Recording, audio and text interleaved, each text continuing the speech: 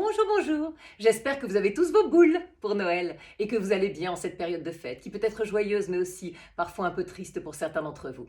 Alors, je souhaite que cet épisode qui se passe au château du Petit Plaisir, paré de 1000 feux pour l'occasion, vous enchante et vous émerveille. Après notre escapade londonienne et nos aventures à Buckingham Palace, nous étions tous rentrés au château pour les derniers préparatifs avant Noël. Cette période a toujours été fabuleuse au Petit Plaisir, car ce lieu enchanteur avait l'allure parfaite du château de conte de fées dont on rêve pour Noël. Nous rentrâmes 2 jours avant le réveillon, auquel tout le village était invité, ainsi qu'une centaine d'amis. Et nous serions donc environ 300 personnes à festoyer dans la joie après une année de paix et de prospérité. Dès notre arrivée, un travail colossal nous attendait, car nous devions utiliser tous les bras possibles pour décorer le sapin, qui était loin d'être un petit sapin de salon. En effet, mon grand-père ne supportait pas l'idée de couper tous les ans un arbre majestueux pour quelques jours de fête, et de le jeter ensuite comme un vulgaire déchet, alors qu'il représentait la force et la vie encore une semaine avant. C'est pourquoi, dès le début de la construction du Petit Plaisir, alors que ma grand-mère et lui étaient jeunes mariés, il avait fait planter un sapin devant ce qui n'était encore qu'une toute petite maison. Et par la suite, quand cette maison s'était agrandie de manière phénoménale pour devenir le château, il avait veillé à ne jamais déraciner ce sapin qui était devenu immense et magnifique au fil des ans et se trouvait juste devant les grandes portes-fenêtres de la non moins grande salle de bal. Nous devions donc décorer et éclairer ce géant de 9 mètres de haut et nous n'étions pas trop de douze pour le faire.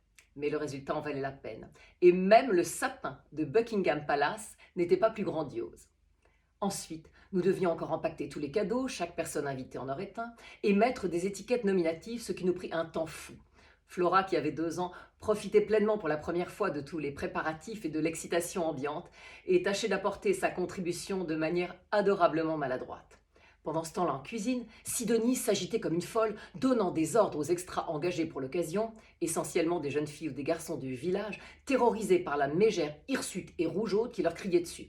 Elle disait que c'était la dernière fois, qu'on allait finir par avoir sa peau, qu'elle rendrait son tablier dès le jour de l'an, etc., etc. Mais en réalité, je lisais dans ses yeux une immense fierté de parvenir à créer tous ces mets délicieux qui enchanteraient les convives comme d'habitude, lesquels s'arrêteraient même de parler au moment des fameux soufflés au chocolat, tant leur consistance aérienne semblait venir tout droit du paradis. Un peu plus tôt dans l'après-midi, Charles Lindbergh, accompagné d'un de ses cousins aviateurs comme lui, avait fait la surprise à Max de se poser sur le terrain d'aviation du château.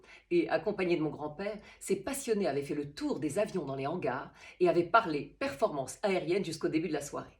Quand il revint au salon, j'étais sur une échelle avec Claudine en train d'accrocher les dernières boules de gui au-dessus des portes, tandis qu'elle me racontait le sujet de son prochain livre. Soudain, elle se mit à bégayer et à répéter en boucle: et c'était le colonel qui... Claudine était tout sauf gâteuse, surtout à 22 ans, et je tournais la tête pour voir ce qui avait pu provoquer sa confusion. Depuis notre échelle, elle fixait, sans bouger, le cousin de Charles Lindbergh, qui lui-même semblait magnétisé par son regard. Il faut tout de même savoir que depuis que je connaissais Claudine, c'est-à-dire depuis nos 8 ans, pas une seule fois je ne lui avais vu porter le moindre intérêt à un garçon.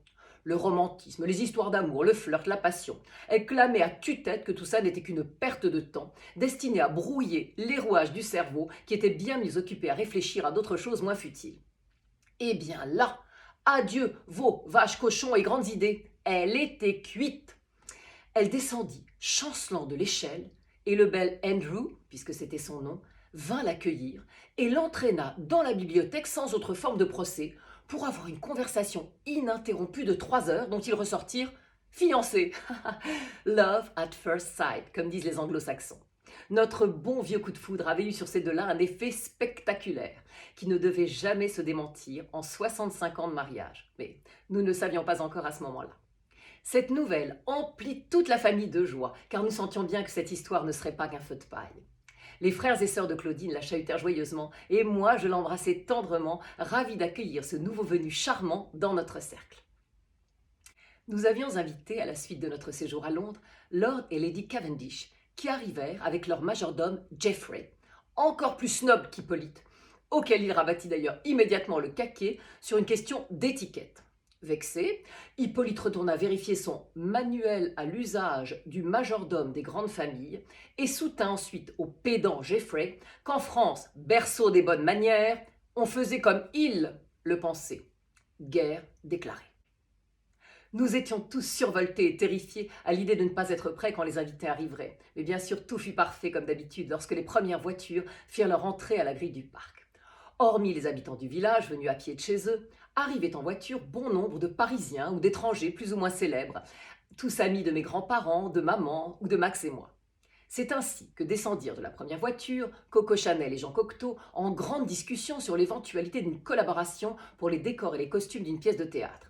D'une seconde voiture sortirent le pianiste Jean Vienner et toute la troupe du Bar Gaïa, célèbre cabaret parisien qui deviendrait un an plus tard le fameux Bœuf sur le toit. Ces artistes fantasques et jamais à court d'imagination avaient décidé de venir mettre l'ambiance au château. Je ne sais pas si mon grand-père les avait invités officiellement ou si c'était une invitation grise, comme je les appelais, c'est-à-dire faite sous l'emprise des fameux 2 verres de champagne qui rendaient lui-même totalement gris mon grand-père, au point d'inviter au château une tripotée de gens qu'il ne connaissait ni d'Ève ni d'Adam. Il y avait aussi la bande des peintres et photographes comme Man Ray, Fujita, Picasso, et un tout jeune Salvador Dali, bien plus sage et pas du tout aussi exubérant que ce qu'il deviendrait plus tard. Suivait le groupe des intellectuels, dans le sillage d'André Breton, qui commençait à parler surréalisme et cherchait avec ses camarades à trouver d'autres façons de refaire le monde depuis la closerie des Lilas à Montparnasse. Comme si le monde ne se moquait pas de la pensée des hommes. Enfin, arrivés dans un nuage de froufrou, les jolies parisiennes et les héritières américaines, les comtesses russes et les actrices italiennes, suivies par des nuées d'hommes plus élégants les uns que les autres, protecteurs ou gigolos, marquis ou chanteurs, bref, une foule colorée et scintillante qui ajoutait encore une touche d'éclat au château qui brillait déjà de 1000 feux. Les habitants du village commençaient à avoir l'habitude de cette faune dévergondée et insouciante qui envahissait au moins 2 ou 3 fois par an les allées du château et les ruelles si pittoresques du village. Il n'était plus du tout intimidé et se mêlait avec plaisir dès les premiers instants à cette Café Society, comme on l'appelait à l'époque l'ancêtre de la jet set des temps modernes. Les parents de Claudine et leurs enfants, tous grands à présent, étaient bien sûr invités. Et c'était donc l'occasion de revoir Achille, le frère de Claudine, mon ancien fiancé, et sa femme Marguerite, qui avait déjà pondu 2 jumelles et était enceinte d'un 3e enfant, ce qui la rendait particulièrement capricieuse et elle partait déjà d'assez haut. Claudine m'avait dit que le pauvre Achille avait pris un petit coup de vieux et qu'il semblait totalement soumis à la tyrannie de sa jolie épouse.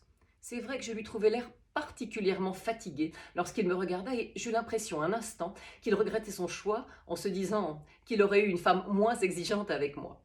En revanche, Marguerite était toujours pimpante, même enceinte, et un poil hautaine comme à son habitude.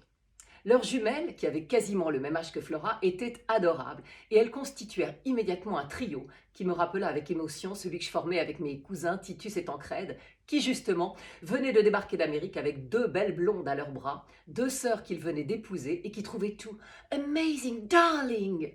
Bref, tout le monde était heureux, joyeux et profondément reconnaissant à Dieu, au destin ou au hasard de lui faire vivre un si beau moment. Après un dîner incroyable, au cours duquel Hippolyte massacra mentalement Jeffrey, en lui jetant à la figure la magnificence du service à la française dont il pensait être le digne représentant, il fut temps de se préparer pour la messe de minuit. La chapelle du village étant trop petite pour accueillir 300 personnes, le curé accepta de venir dire la messe de minuit au château, et l'horaire en fut avancé pour permettre aux plus jeunes de participer à la crèche vivante que nous avions recréée sous le sapin. Flora et les jumelles d'Achille faisaient les rois mages et devaient à la fois apporter des cadeaux et guider Marie et Joseph jusqu'à l'étoile du berger. Lourde responsabilité pour 3 toutes petites filles qui ne comprenaient pas grand-chose à cette histoire et ne pensaient qu'à ouvrir les coffrets contenant les présents. Le rôle de l'étoile du berger était tenu par ma mère, sur laquelle le temps n'avait aucune prise et qui à 42 ans ressemblait à une madone de 15 ans illuminée de l'intérieur. Tous les peintres et les photographes la voulaient pour modèle, et tous les hommes avaient la mâchoire par terre lorsqu'elle paraissait. Mais elle avait tant l'air d'un ange que personne n'osait la courtiser ou insister pour la peindre et la photographier. Les rôles de Marie et Joseph étaient tenus respectivement par Anthea, une des jeunes sœurs de Claudine qui avait 17 ans, et Luc, âgé de 18 ans, le dernier frère de Jojo, mon ancien tortionnaire de l'école primaire. Les 2 jeunes gens, très angoissés à l'idée de se produire devant ce parterre de célébrités, avait fait, pour se donner du courage, un petit détour par le buffet et s'était servi, d'abord prudemment, puis beaucoup plus généreusement, de punch, dont le goût fruité faisait facilement oublier à quel point cette boisson était alcoolisée. Et c'est donc, un peu titubant, mais surtout très joyeux, qu'ils rejoignirent les autres sous le sapin.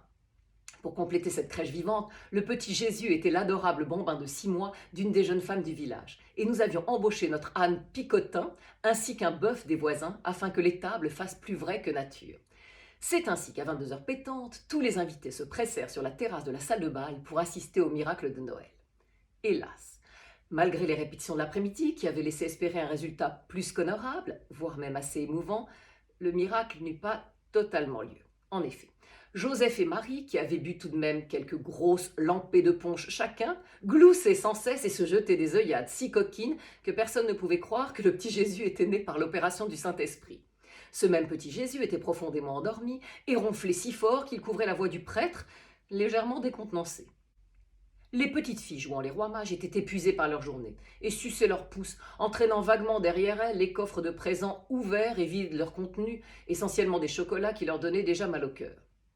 Et enfin, cerise sur le gâteau, enfin le terme est très mal choisi, afin que le bœuf et l'âne se tiennent tranquilles, nous les avions grassement nourris, et au moment de la naissance du Christ, alors que le curé mettait toute l'émotion et les trémolos possibles dans son récit, ils émirent avec leur postérieur des sons très caractéristiques, suivis des fluves, elles aussi très caractéristiques, qui parvinrent même à réveiller l'enfant Jésus qui se mit à hurler. Les petites filles criaient « Ça sent mauvais !»